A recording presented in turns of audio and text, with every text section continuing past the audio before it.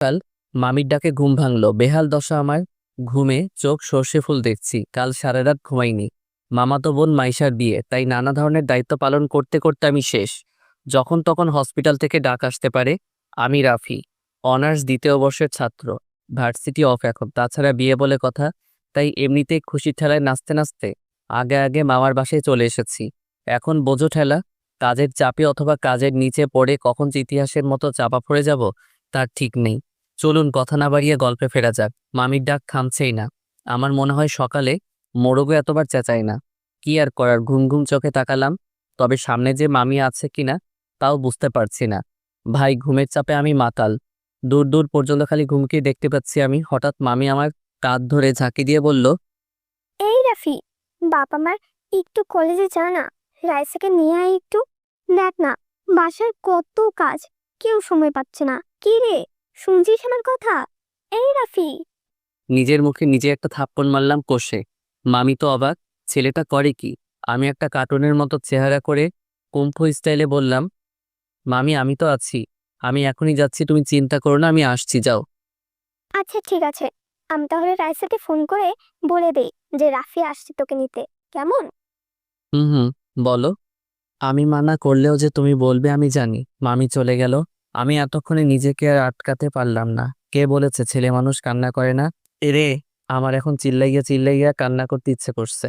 একটু ঘুমানোর টাইম নেই। রাইসারে আমি তোরে আজকে কি যে করব। ধ্যাত, কি আর করা, যেতে তো হবেই। যাই চলেন দেখি কই আছে মহারানী। কোনো রকমে মুখে পানির ছটা মারলাম। গাটা একদম শিউরে উঠল। চোখের পাতায় ঘুমগুলো আমার ওপর অভিমান জমিয়েছে বোঝাই যাচ্ছে, তবু নিজেকে সামলে একটা জামা গায়ে দিয়ে বেরিয়ে পড়লাম বাইক নিয়ে। না জানি কখন আমি কিসের সাথে মেরে বসি। সে আজ যাই হোক, এখানে আমার কোনো দোষ নেই। ঘুমাতে পারলাম কই। যা হবার হবে আজ। জীবনটা বেদনার, তাই এই জীবন আর কোনো ভয় নেই। যেখানে ঘুম নেই সেখানে ভয় কিসের। প্রায় 20 মিনিট পর আমি ওর কলেজের কাছে পৌঁছে গেলাম। কি দশা আমার। এখানে চারিপাশে রমণীর কমতি নেই, তবু আজ আমি যেন কাউকে চোখেই দেখছি না। এটা অন্যায়। পকেট থেকে ফোন বের করে রাইসাকে ফোন করার জন্য নাম্বার খুঁজতে লাগলাম। যাক বাবা, কঠিন কাহিনী। ঘুমের চোটে নাম্বারগুলো কেমন এলোমেলো দেখছি। এই শালা আমি পাগল হয়ে গেছি নাকি আমার চোখ মাতাল হয়ে গেছে বুঝতে পারছি না। কি আর করার, খাস করে মুখে আর একটা থাপ্পড় মেরে বসলাম। হ্যাঁ, এখন একটু ভালো দেখছি। পাশে দুইটা আপু ফুচকা খাচ্ছিল। আমার এই কর্ম দেখে একজনের তো গাল থেকে ফুচকাই পড়ে গেছে নিচে। হয়তো আমাকে পাগল ভেবেছে। যাই হোক, রাইসাকে কল করেছি, ধরছে না কেন? এই মেয়েটা আমার সাথে কি এখন নাটক শুরু করেছে নাকি? আবার ফোন দিলাম, যাক বাবা এবার কেটেই দিল। এভাবে অনেকবার ফোন দিলাম, বারবার কেটে কেন দিচ্ছে? আমার তো মাথা গরম হয়ে যাচ্ছে। পেয়েছেটা কি? এরে, আমারে তো পাগল বানিয়ে ছাড়বে এই মেয়ে। না জানি কোন ছেলের সাথে আড্ডা মেরে বেড়াচ্ছে, আর আমাকে খালি খালি এখানে দাঁড় করিয়ে রেখেছে। এরে, আজকে আমি পাই এই পেতনিটাকে, একদম বাঁশবাগানের মাথায় বসিয়ে রেখে আসবো। বিরক্ত হয়ে বলে উঠলাম, পেতনিটা কি করছে কে জানে, বারবার ফোন কেটে দিচ্ছে। নিশ্চয়ই বিএফের সাথে আড্ডা দিচ্ছে। এদিকে আমি বসে অনশন করছি, পারে ওই মেয়েটা। এ কথা বলতেই পাশ থেকে কে যেন আমার কলার ধরে বলল, কি বললি? চমকে উঠে দেখলাম, আরে এ তো রাইসা। আমি বুঝতে পারলাম না এইভাবে কেন করছে। রাগ করার কথা আমার, সেখানে উল্টো রাগ দেখাচ্ছে এই পেতনি। হিসেবটা কেমন গোলমাল হলো না? আপনারাই বলুন, এটা কি ঠিক হলো? আমি বললাম, কিরে পেতনি, এটা কি করছিস? ওই তুই কি বললি? আমি অন্য ছেলেদের সাথে আড্ডা দিচ্ছি? তুই জানিস না আমার ওসব নেই। আর আমি যে সেই কখন এখানে এসে দাঁড়িয়ে আছি চোখের সামনে, সেদিকে তোর নজর নেই? অন্ধ হয়ে গেছিস নাকি? আমি এখানে দাঁড়িয়ে আছি আর তুই কল করে যাচ্ছিস? তাই সত্যি? রাইসা আমার দিকে রাগী দৃষ্টিতে তাকিয়ে আছে। এখানে আমার কি দোষ? সব দোষ ঘুমের। ঘুম এতটাই বেগ দিয়েছে যে আমি রাইসাকে খেয়ালই করিনি। রাইসাকে বললাম, ঠিক আছে ঠিক আছে, খেয়াল করিনি, এতে এভাবে রিয়াক্ট করার কি আছে? কিন্তু কথা হচ্ছে আমি তোর থেকে কি? কিন্তু কি? কি মানে? ওই গাধি, আমি তোর সিনিয়র না? তুই আমাকে তুই তুই করে বলিস কেন? কতবার বলেছি রাইসা ভালো হয়ে যা, না হলে কানের 3 আঙ্গুলের নিচে এমন একটা দেব না, বিটিভির মতো ঝিরঝির করবি। এহ, আইসে। আমার থেকে মাত্র 2 বছরের বড় তুই। আর তাছাড়া দেখতে তো তোকে আমার থেকেও ছোট লাগে। পিচি পিচি লাগে তোকে। আবার বড় বড় কথা। দেখছেন দেখছেন তো কথাবার্তার কোয়ালিটি। এরে 2 বছর বলে মাত্র 2 বছর। পড়ালেখা শিখিয়ে কি গাধা মানুষ করছে আমার মামা? এর থেকে একটা গাধাকে পড়ালেখা শেখালে অন্তত মানুষ হতে পারতো। কিছু বলতেও পারছি না। সবাই আশেপাশে আমাদের দিকেই তাকিয়ে আছে। শেষে আবার বেশি কিছু হলে পাবলিক ভাববে মেয়েটাকে ডিস্টার্ব করছি। এমনিতে বাঙালিদের তুলনা হয় না। আমার ভাই কেলানি খাওয়ার শখ নেই। রাইসা আমার একটু কাছে এসে বলল, রাফি, এই আবার নাম ধরে ডাকছিস? চুপ। আগে বল, তোর চোখ এত লাল কেন? রাফি, তুই নেশামেশা করছিস না তো? রাফি, আমার হাতে কিন্তু মার্ডার হয়ে যাবে। তুই নেশা করেছিস। রাফি, আমি সত্যিই তোকে মেরে ফেলবো। চুপ চুপ, ভাঙা রেডিও কথাকার। আমি কেন যে এখানে এসেছি? কেউ বিষ খায় আমি মরে যাই। এই ছাগলের 3 নম্বর বাচ্চাকে কেউ একটু চুপ থাকার জন্য বল, না হলে এখন কিন্তু কিছু একটা হয়ে যাবে। কি বলছিস আবল তাবল? রাফি, আমি সত্যিই রেগে গেছি। তুই কেন নেশা করেছিস? আর আবল তাবলও বলছিস? নেশা করে বাইক নিয়ে কিভাবে আসলি? যদি কোনো দুর্ঘটনা হতো? রাইসা মা আমার, চুপ করো। এমনিতে ঘুমের কারণে মাথা ব্যথা করছে। কাল থেকে এখন পর্যন্ত ঘুমাতে পারিনি। এত কাজের চাপ, আর তুই এখানে কি সব নেশা নিয়ে পড়ে আছিস? তার মানে নেশা করিসনি, বেঁচে গেলি। তো ঘুম বাদ দিয়ে এখানে এসেছিস কেন? আপনার আম্মা জান আমাকে পাঠিয়েছে। আবার বলে কেন আসছিস? নাচতে এসেছি। দেখবি নাচবো আমি? রাইসা হিহি করে হেসে উঠল। আমি অবাক, এই মেয়ে হাসছে কেন? হাসির কি বললাম? তবে যাই বলেন, মেয়েদের হাসি বড় অদ্ভুত। অন্যরকম একটা ফিলিংস কাজ করে, তবে আমার ভেতর ওইরকম কিছুই নেই কিন্তু। পিচ্ছি মেয়ে একটা।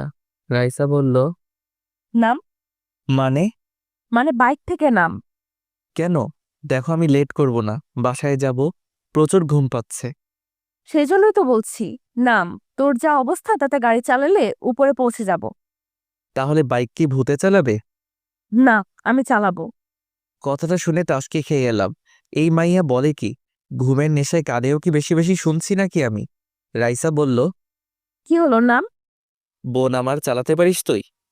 ঠাট্টা করার কি আছে? তোর থেকে বেটার পারি। আর হ্যাঁ, এইভাবে বোন বলে সবসময় ডাকবি না, ওকে? বোনকে বোন না ডেকে বউ ডাকবো নাকি? ডাকতে পারিস, মাইল করব না। এরে নয়, আমি পাগল হয়ে যাব না হলে। তুই অলরেডি হয়ে গেছিস। বাসায় জানে নাকি? শর্ত খালি বক বক করে, সর। আমাকে জোর করে রাইসা পেছনে বসিয়ে দিল। আল্লাহ বাঁচিয়ে নাও আজকের মতো। আর জীবনে মনে থাকলে এই মাথা ব্যথাকে নিতে আসবো না। আমি চালালে কিছু হলেও হসপিটাল পর্যন্ত যেতে হতো। এখন তো দেখছি দুনিয়া ছেড়ে যাওয়ার প্ল্যান করেছে। রাইসা বলতে গেলে সুন্দরী, অনেক লম্বা। বলতে গেলে আমার সমান প্রায়। দেহের গড়ন মাশাআল্লাহ। যে কোনো ছেলে অনায়াসে ঠাস করে প্রেমে পড়ে যাবে, এতে বিন্দুমাত্র সন্দেহ নেই। তবু আমার বোন, অন্য চিন্তা ভাবনা নেই। বলতে গেলে আমার মাইশাকে ছেলে পক্ষ দুবার আগে দেখতে এসেছিল, তবে এসে মাইশার বদলে রাইসাকে পছন্দ হয়ে গেছিল। তাই এবার ছেলে আসলে রাইসাকে সামনে আসতে দেইনি। যাই হোক, আমি পেছনে বসে আছি। রাইসা রেসের ঘোড়ার মতো বাইক নিয়ে ছুটে চলেছে। এই মেয়ে বাইক চালানো শিখল কবে? 1 বছর আগে যখন এসেছিলাম, তখন তো বাইকে উঠতেও ভয় পেত। কাহিনী বুঝলাম না। যাই হোক, আমার এদিকে ঘুমের চোটে চোখে লুডো খেলা দেখছি। নিজের অজান্তেই রাইসাকে পেছন থেকে জড়িয়ে ধরে পিঠে মাথা রেখে একটু চোখ বুঝলাম। বোঝো ঠেলা। তৎক্ষণাৎ নিজেকে হাওয়াতে আবিষ্কার করলাম। দেখলাম আমি হাওয়াতে ফুটবলের মতো ভাসছি। আহা, কি ফিলিংস! হঠাৎ করে মাটিতে পড়ে কয়েকশো পোল্টি খেতে খেতে বাসার সামনেই চলে আসলাম। চারদিক থেকে সব লোকজন এসে তাড়াতাড়ি করে আমাদের নিয়ে ব্যস্ত হয়ে পড়েছে। রাইসার কি অবস্থা বুঝলাম না, তবে আমার তো ঘুম পাচ্ছে। ভাই বিশ্বাস করেন, এবার হসপিটালে যেয়ে আমি আরামসে ঘুমাতে পারবো। জলদি নিয়ে চলে আমাকে। এবার আর কেউ আমাকে বিরক্ত করবে না। হে হে। অবশেষে আমি ঘুমাবো। এ তো ঈদের থেকেও বেশি খুশি লাগছে রে আমার। হে হে হে হে। তারপর আর কিছু মনে নেই আমার। রাইসা পুরো একদিন পর চোখ খুলল। এটা দেখে তো সবাই খুশি। অবশেষে রাইসা সুস্থ। হাতে আর পায়ে একটু চোট লেগেছে, তবে বেশি না। মাথায় একটু আঘাত লাগার কারণে এটা হয়েছে। তবে এখন চিন্তার কোনো কারণ নেই। রাইসার আম্মু বলল, মা আমার, এই দেখ, আমি তোর মা, চিনতে পারছিস? আম্মু, কেন চিনবো না? তুমি কি পাল্টে গেছো নাকি? এই, তোকে বাইক কে চালাতে বলেছিল? তোকে কিছু বললে কেন শুনিস না? আর যদি কিছু হয়ে যেত? 2 দিন পর মাইশার বিয়ে। এখন কি হতো যদি সিরিয়াস কিছু হতো? আল্লাহর কাছে শুক্রিয়া, সিরিয়াস কিছু হয়নি। আম্মু, আমি তাড়াতাড়ি সুস্থ হয়ে যাব তো? আপুর বিয়ের কত শপিং করব, কত মজা করব। ডাক্তার বলল তোকে এখনই বাসায় নিয়ে যেতে পারবো, সমস্যা নেই। হ্যাঁ, আর আমিও তো বাইকটা পার্ক করব করব তখনই পড়েছি। তবে পড়ার তো কথা। এটা বলতেই রাইসার মনে পড়ে গেল আমার কথা। রাইসা মনে মনে ভাবছে, তখন আমাকে কিভাবে জড়িয়ে ধরেছিল? আমার কি দোষ? এভাবে কেউ ধরে? আমার তো অনেক লজ্জা লাগছিল, তাই নিজেকে কন্ট্রোল করতে পারিনি। এখানে আমার কোনো দোষ নেই, সব দোষ ওই গাধাটার। ধরবি ধরবি তাই বলে এইভাবে? আমাকে বলতি যে জড়িয়ে ধরতে ইচ্ছে করছে, বাসায় এসে যত খুশি জড়িয়ে ধরতি। ছাগল কোথাকার! রাইসার বড় খালা জিজ্ঞাসা করলো, কিরে রাইসা, কি ভাবছিস? হুম। কি কি ভাবছিস ওভাবে? না না, কিছু না, আমি ঠিক আছি।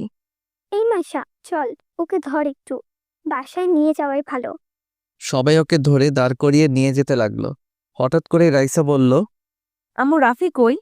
চুপ মনে হচ্ছে, তুমি একাই পড়েছো? রাফি কি সুপারম্যান নাকি যে কিছুই হয়নি? মানে রাফির কি হয়েছে? কি হয়েছে ওর? কই ও? আমি ওর কাছে যাব। হঠাৎ করে রাইসা কান্না শুরু করে দিছে। বোঝো ঠেলা, হসপিটাল জুড়ে সবাই রাইসার দিকে তাকিয়ে আছে।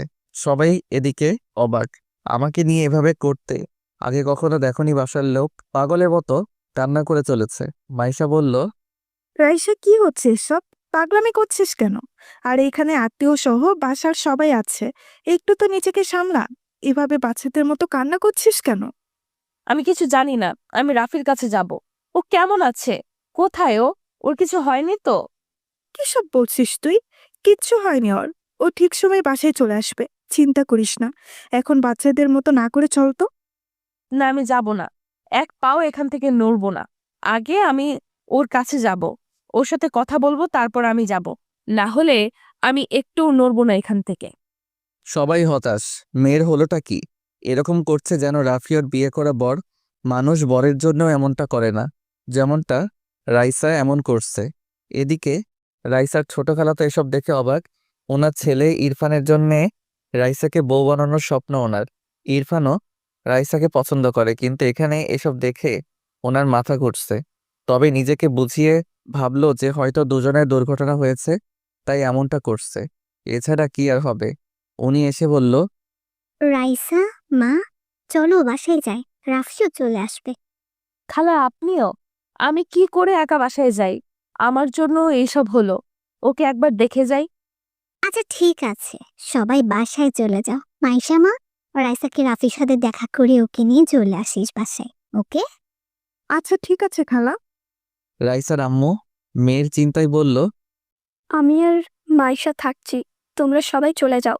ওদিকে সব কাজ পড়ে আছে, ওই দিকটাও তো দেখতে হবে। যাও যাও। সবাই চলে গেল।